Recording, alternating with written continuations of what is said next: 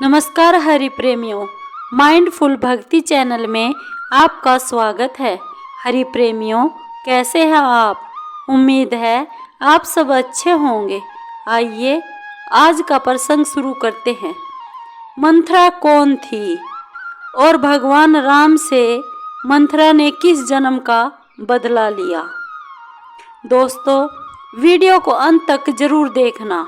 अगर आप चैनल पर नए हैं तो प्लीज़ सब्सक्राइब करें और बेल आइकॉन ज़रूर दबाएं ताकि आप तक हमारे सारे नोटिफिकेशन पहुंचते रहे।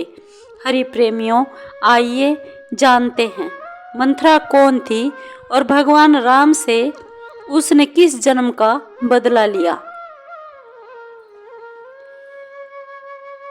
रामायण में मंथरा के विषय में बताया गया है कि मंथरा महाराज दशरथ की तीसरी महारानी कैकेयी की दासी थी।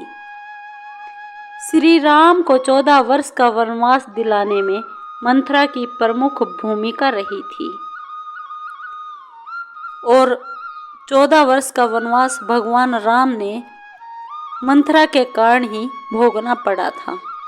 अयोध्या में महारानी कैकेयी के साथ उसकी दासी मंथरा भी उसके साथ ही रहती थी।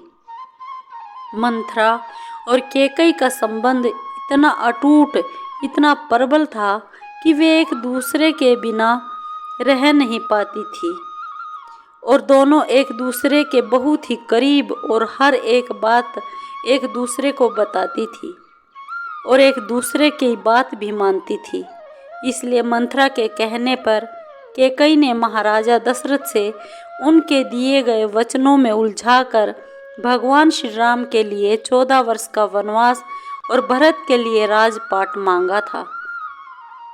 तो जानते हैं आखिर में मंथरा थी कौन, जिसकी बातों में आकर महारानी कैकेयी ने इतना बड़ा कदम उठा लिया कि उन्हें स्वयं अपने पुत्र और महाराज दशरथ के साथ साथ सारे अयोध्या नगरी और देशवासियों के द्वारा अपमानित होना पड़ा। वास्तव में मंथरा और कैकेयी दोनों ही कैकेयी देश की राजकुमारी थी, जहाँ के सम्राट थे अशोपति।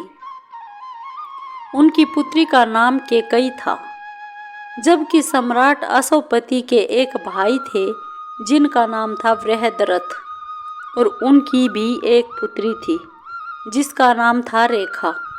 रेखा बड़े बड़े नैनों वाली स्त्री थी जो बाद में मंथरा के नाम से विख्यात हुई। राजकुमारी रेखा को एक विचित्र प्रकार की बीमारी थी कि उसे अचानक इतना पसीना आता था कि वह पसीने से भीग जाती थी और प्यास लगने लगती थी, जिसके चलते एक दिन उसने इलायची, मिश्री और चंदन से बना हुआ शरबत पी लिया। इसके फलस्वरूप उसकी तबीयत खराब होने लगी और वह बीमार हो गई। तत्पश्चात देश के कई वैद्यों को बुलाया गया, उस राजकन्या का उपचार कराया गया, जिससे राजकन्या रेखा की जान तो बच गई, लेकिन उसकी रीढ़ की हड्डी हमेशा के लिए टेढ़ी होकर रह गई और वह कुबड़ी औरत बन गई। इसलिए उसके शरीर के कारण ही वह अविवाहित रही। और जब कैकेयी की शादी महाराजा दशरथ के साथ हुई तो वह कैकेयी की अच्छी सहेली और बहन होने के नाते अयोध्या में आकर रहने लग गई तथा कैकेयी की अंगरक्षिका बन गई। पूर्व जन्म में मंथरा थी कौन? पौराणिक धर्म ग्रंथों के आधार पर बताया जाता है कि जो मंथरा रामायण काल में राम को वनवास देने के लिए उत्तरदायी थी, वास्तव में वह मंथरा थी कौन? इस मंथरा की क्या कहानी है? हमारे लिए ये जानना बहुत ज़रूरी है कि मंथरा कौन थी, दासी थी या राजकुमारी या फिर कोई और। लोमस ऋषि के द्वारा बताया गया कि मंथरा भक्त प्रहलाद के पुत्र विरोचन की पुत्री थी। जब एक बार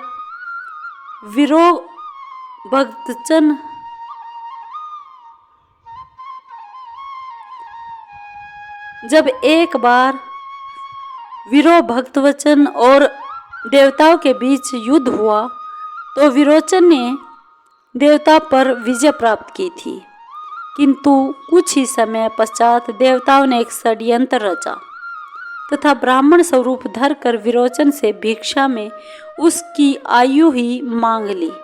इस प्रकार विरोचन की मृत्यु के पश्चात सभी दैत्य यहाँ वहाँ भाग रहे थे और उनका कोई भी सरदार नहीं था। ऐसे समय में मंथरा ने दैत्यों का नेतृत्व किया और देवताओं पर फिर से विजय प्राप्त की तथा देवता भी दैत्यों के डर से इधर उधर भागने लगे तथा भगवान विष्णु के पास पहुँचे। तब भगवान विष्णु ने देवराज इंद्र को मंथरा पर आक्रमण की आज्ञा दी तो देवराज इंद्र के वज्र के प्रहार से मंथरा पृथ्वी पर जाकर गिरी और उसकी मृत्यु हो गई। भगवान विष्णु से बदला लेने के लिए मंथरा ने पुनर्जन्म लिया। इंद्र के वज्र के प्रहार से भक्त प्रहलाद के पुत्र विरोचन की पुत्री मंथरा की मृत्यु हो गई, किंतु मंथरा ने भगवान विष्णु से बदला लेने की ठान ली, क्योंकि वह सोचती रही कि उसका जो हाल है कि उसके अपनों ने भी उसे त्याग दिया, इसके लिए उत्तरदायी केवल भगवान विष्णु ही है। और वह भगवान विष्णु से बदला लेने के लिए सोचती रही। बदले की भावना से उसने रामायण काल में मंथरा का जन्म लिया और भगवान राम के जीवन को तहस नहस कर दिया। लोमस ऋषि के द्वारा बताया जाता है कि जो कुबड़ी मंथरा थी वह श्री कृष्ण के काल में कुब्जा के नाम से भी जानी जाती थी।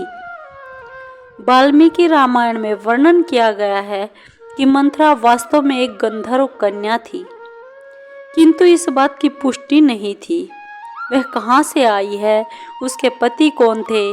अन्य धर्म ग्रंथों के अनुसार बताया जाता है कि गंधर्वी ने मंथरा के रूप में केकय देश में जन्म लिया। इनके पिता का नाम वृहद्रथ जो केकय देश के सम्राट अशोपति के भाई थे, किंतु रामायण काल में भी अपने कुबड़े रूप के कारण मंथरा अविवाहित ही रही।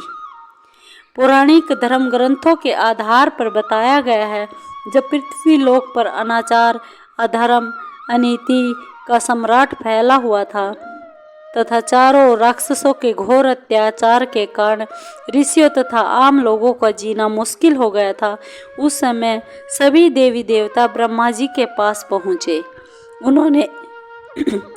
उन्होंने इस स्थिति के बारे में ब्रह्मा जी को अवगत कराया।